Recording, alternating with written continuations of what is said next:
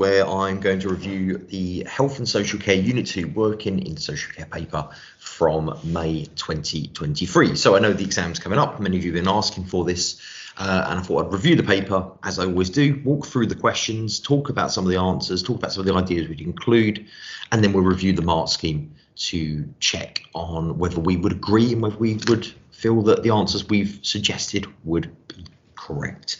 Again, hopefully this is just in terms of helping you feel a bit more confident, thinking about the paper, thinking about the types of questions that are being asked. And this is, again, a good example of a recent paper.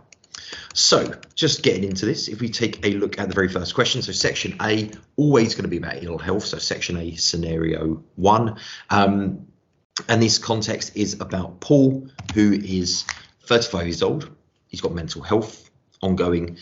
He lives independently. He has a community psychiatric nurse who visits him every week, and they are concerned that he's not managing to look after himself. At his last GP health check, Paul was found to be overweight and have very high blood pressure. So the very first question we got is an odd one. It isn't directly related to the source. It's 2 protected characteristics covered by the Equality Act. Now, this is a nice one. We only need to identify 2. So the Equality Act covers 9, generally 9 protected characteristics. So this would include age, disability, gender, sexuality. Actually, I'm going to go with sex, sexuality, gender reassignment, maternity and paternity, civil partnerships, marriage. So again, only 2. I've kind of gone a little bit over there. I think pregnancy, maternity, paternity are included as one group, and then we've got nationality, ethnicity.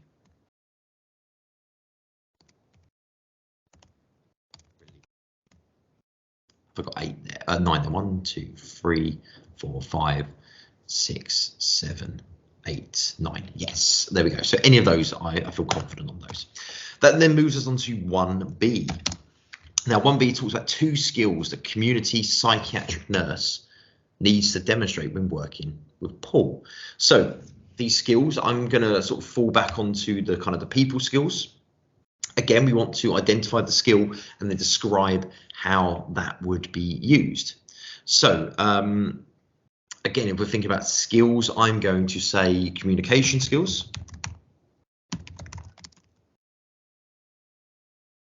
Particularly to ensure that the community psychiatric nurse is explaining and ensuring Paul understands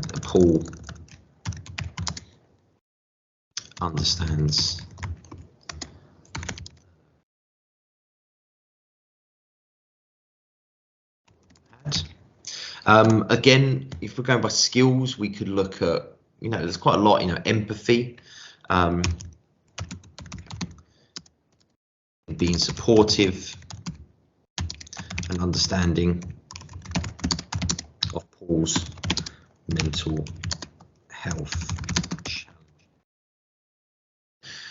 Again, we'll have a look at the mark scheme, because again, I've gone with kind of the people skills, interpersonal skills, but this may be asking for more practical skills. We'll find out when we get to the mark scheme.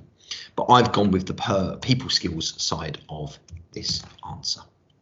Now 1C brings us on to explain how the psychiatric nurse can be supported by her line manager. So this is not about how the nurse supports Paul, it's how the line manager of the psychiatric nurse is supporting them. So the line manager, ways the line managers can support would be by providing information and support with training and CPD opportunities. Might be having discussions or conducting observations on the psychiatric nurses practice. We're going to go performance, actually, performance and providing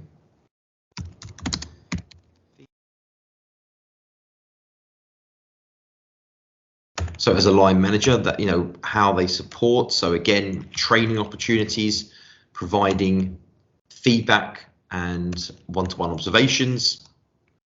It can be ensuring that the nurse has correct equipment and resources needed to perform her role. It can be thinking about line managers. So we've got training, we've got resources, we've got conducting observations. I think I've got 3 there I'm fairly happy with. Again, my rule of thumb, if you're ever unsure, do 1 more. So if you're not sure about that question and you're not confident with what you put, you can always add an additional argument to your response. Again, it's never a bad thing to put an extra point in, but the main thing with these questions, again, give an explanation or give a point. So if I'm not sure, but, you know, provide information, support, training opportunities, such as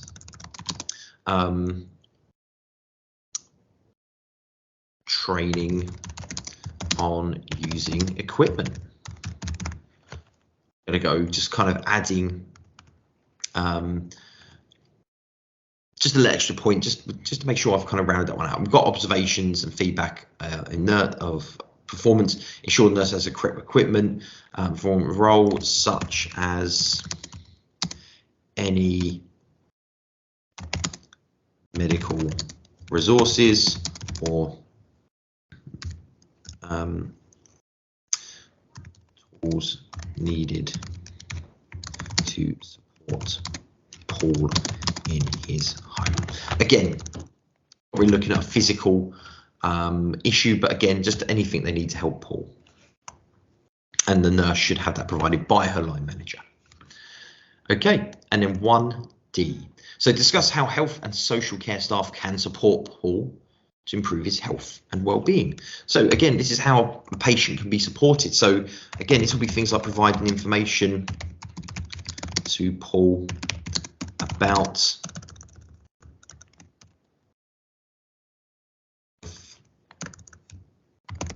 well-being.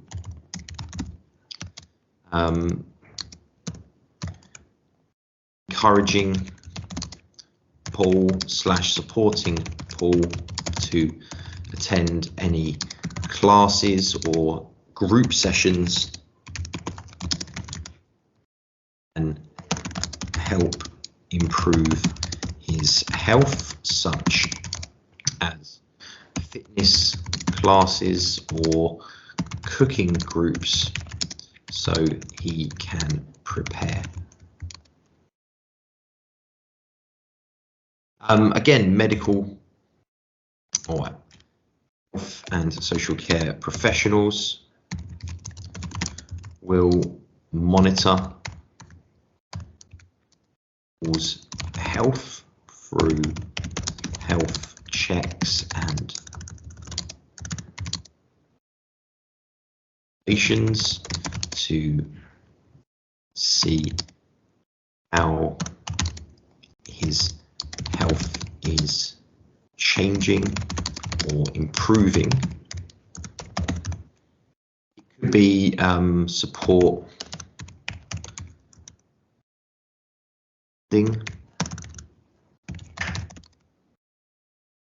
Paul take part in these activities. Again, I'm going to put in the word here with empowerment.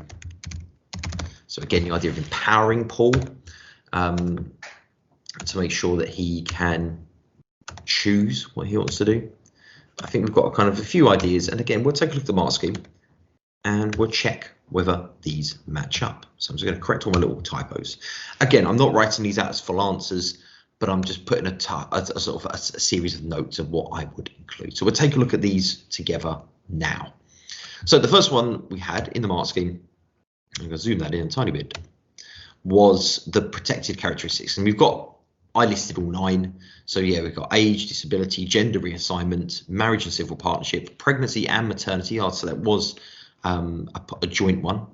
Ethnicity and race, I've gone ethnicity and nationality, but the ethnicity is there, so that would be fine. We've got religion or belief, we had sex and sexuality or sexual orientation, and it says except other appropriate wording, so my sexuality there would be fine rather than sexual orientation. Gender isn't accepted, which although it is a gender is sort of a more of a sort of kind of falls between, I imagine if you look at sex, which is the physical sex of an individual, gender is the chosen identity. So I imagine gender is kind of a sort of a bit of an area between sort of the sex, gender reassignment, sexuality. It's kind of fits one, but isn't a specific protected characteristic. And culture. So although religion and belief would be part of a culture, I think they're looking for more specific. But in my case, any of these would be okay. So no issues with that one. My second response to the question was about looking at the question skills of the psychiatric nurse that they need to demonstrate. So I went with communication, I went with empathy, and again, quite a lot here. So we've got written communication, keeping accurate records, organisation, being on time. So these are more sort of generalised skills. Math for medication, verbal, listening, interpersonal communication, keeping people informed. Well, we've got that pretty much there. So that's brilliant. Compassion and empathy, showing understanding. Brilliant, we've got that as well. Give that another tick. Teamwork, being calm, being patient, liaising with professionals, observation. Fantastic, yeah. So again, quite a range there. And it does include some of those kind of very general interpersonal skills and interaction skills, but there's also a few little skills more relevant possibly to the job in terms of maths, team working, record and taking. So again, you've got a bit of range in terms of how you could respond to the question. The one below is looking at question 1C.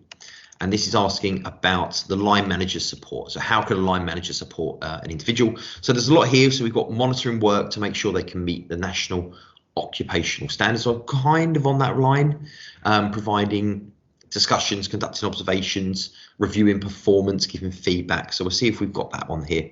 Appraisals, one-to-one reviews. Well, we did have that one. So conducting observations, discussions, we're on that round. Refer for support, safeguards the individual, provide training. We did have that one. So that's a tick. We'll give that one an absolute definite tick. Deal with complaints, disciplinaries, keep them safe, support union membership. Now, although what I've written isn't on the exact lines of the mark scheme here, it's in the same theme. So that observation, discussion, performance review is kind of part of that appraisal one-to-one review. It's the sort of similar area. Ensure the nurse has equipment, resources needed to perform her role. Again, it's on that similar vein to provide the training.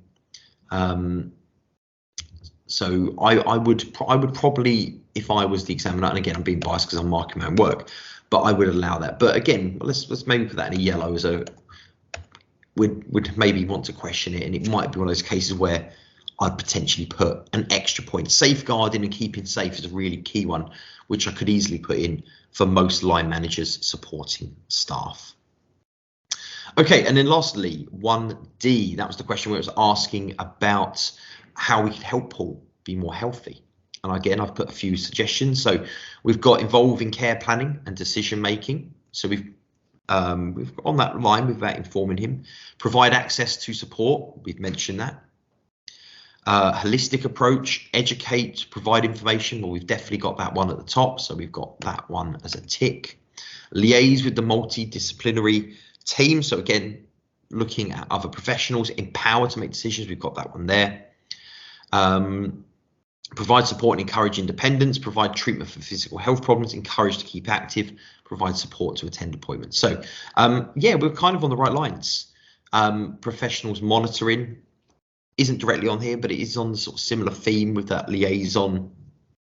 We've got support in terms of getting funding for him, trying to encourage him and help him to take part in classes. So we've got that support So we are on the right lines, provide treatment for physical health problems. So we are on the right lines. But as I say, if we were ever unsure, do a bit more. Some of these I think are on the right lines. They could be a little bit better, but I think if I was to write these out full, I know I've got the key things. I've referenced Paul as we go through this. I've talked about a range of different ideas, so there's not ideas that are overlapping or exactly the same or repeating themselves. And again, if these were written up fully in the time, I feel fairly confident these would probably be accepted, although not directly on that mark scheme, but they are on the similar theme. So that's a good start to the questions. So let's take a look at section 2, or scenario 2, section B, which is always about learning disability. So we're in a slightly different form here. So we get a new context, new scenario. I'm going to go 2A at the bottom here. And it says identify 2 aspects of personal care that may be provided. So Yusuf, no, so is it Yusuf this question? No, it's not. So you are a day centre worker for adults with learning disabilities. As a support worker, service users can attend 5 days a week between 9 and 4. The centre provides activities, personal care and healthcare. So 2 aspects of personal care you may be involved in. So that could be toileting, washing, dressing, assistance with feeding, mobility, medication, possibly. So again, I've given a range. I probably don't need this many, but I say go toileting, washing, dressing, and then I'm going to go assistance with feeding as my main 2. And then 2B asks 2 reasons why risk assessment should be carried out. So the reasons we do risk assessments is to identify hazards and potential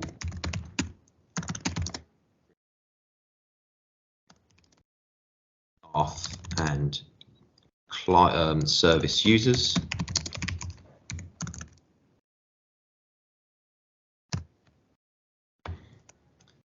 The idea is also to remove or reduce the risks of injury or death to staff and service users.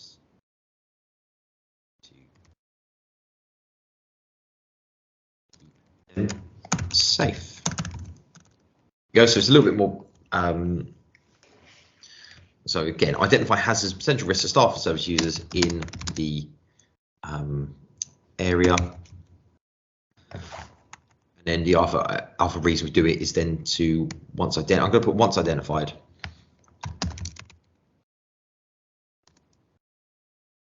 Aim to remove or reduce the risks of injury and death to staff to help keep them safe. So there's my 2 for there. We'll check the mark scheme and see how that goes.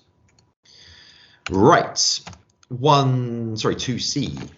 We go on to explain how the day centre can adapt its provision to meet the beliefs and cultures of service users. So again, how do we adapt to help service users? So again, it could be things like offering a range of meal options to cater to different religious or lifestyle groups,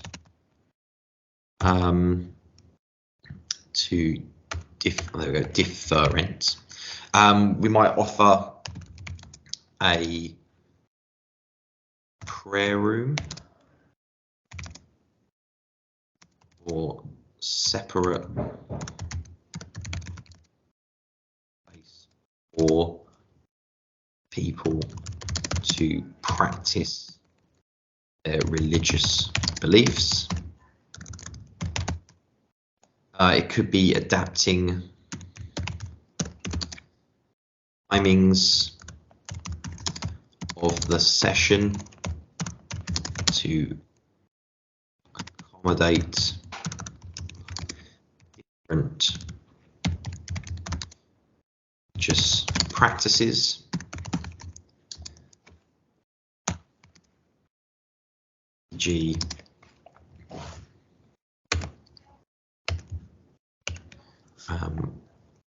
opening times adjusted to allow people to pray.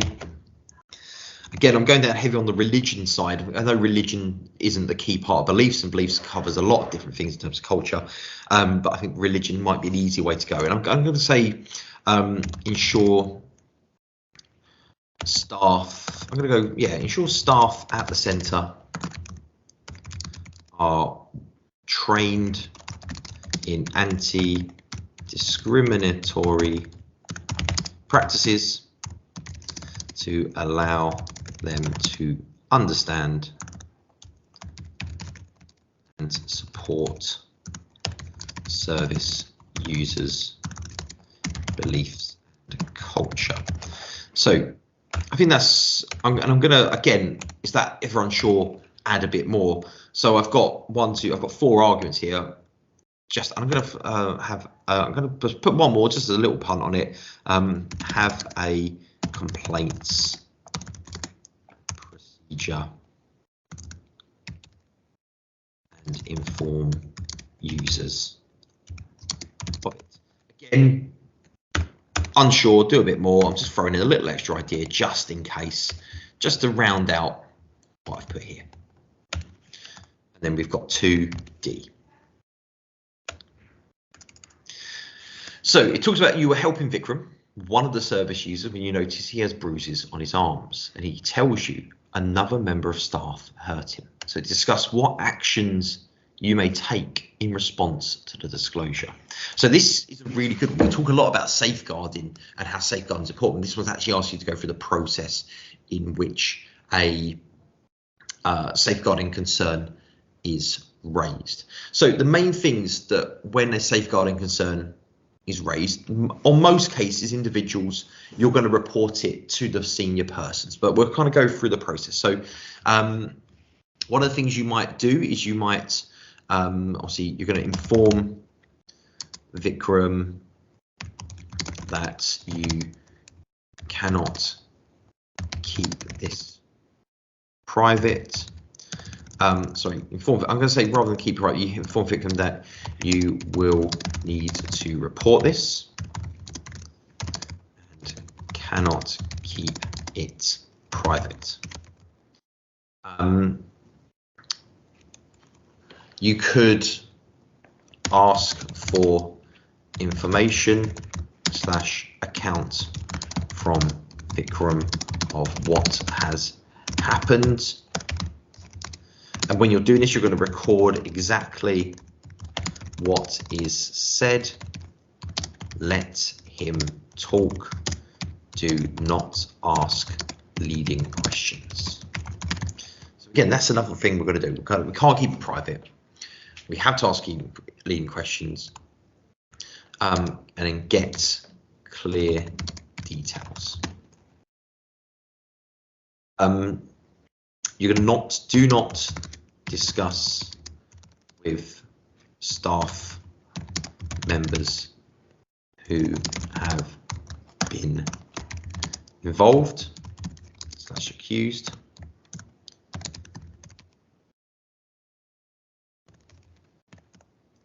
And you're going to report it to your line manager or safeguarding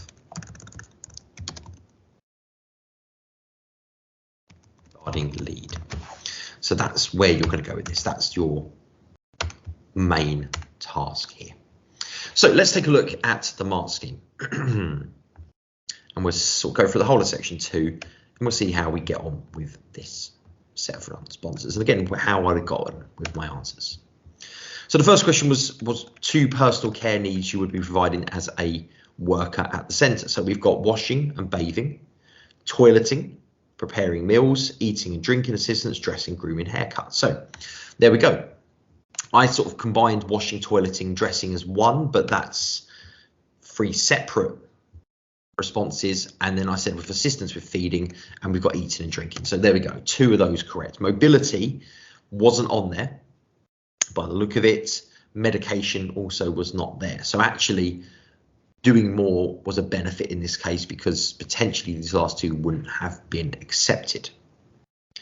But again, accept any other valid response. It depends how valid will go in and what the examiner or moderator would have thought. Again, going back to the context of the question, as a sort of a health, no, where we are a support worker. So I suppose healthcare professional, you're not a healthcare assistant, the medication might be problematic, but mobility I feel would be acceptable. So I'm going to sort of say probably I wouldn't give medication because you're not a healthcare professional, but sometimes support workers do assist with medication. But anyway, my early points were correct.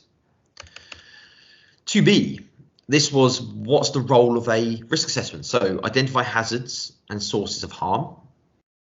Boom, we've got that. So identify hazards, potential risks to service users in an area. Yeah, we're on the right line. Identify risks for specific service users and keep them safe. Well, we had that one here, so we've got the word help keep safe. Tick that one off. Assess likelihood of harm, reduce risk of injury, comply with legislation. So yeah, I think the second one here about removing the risk and to keep safe.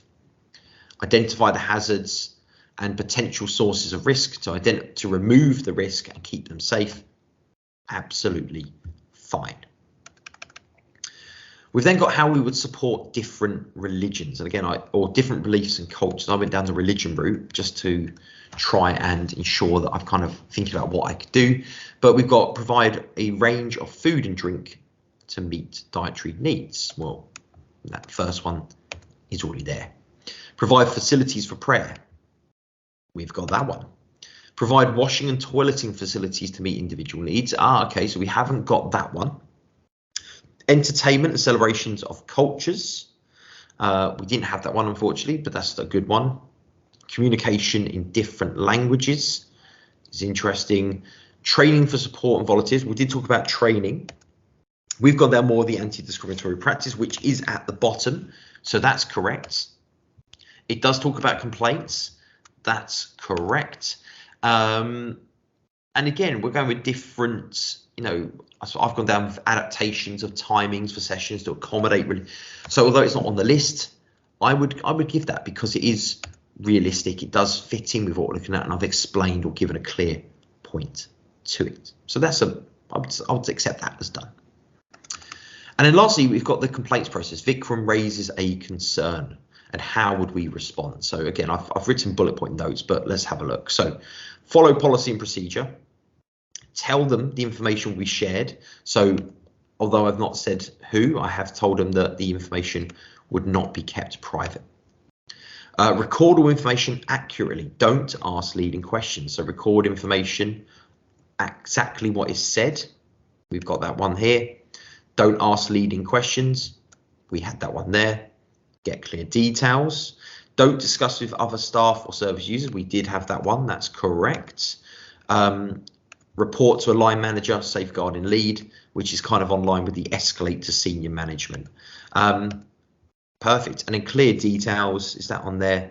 Record information accurately. Yes, there we go. Well, I suppose that's very similar to what we said about getting clear details, but no issues with that one at all. So perfect. So that's our first two questions of this paper done. Again, bullet point stop, but we are there. So I'm going to stop the video here, and then I will record a second one where I look at question 3 and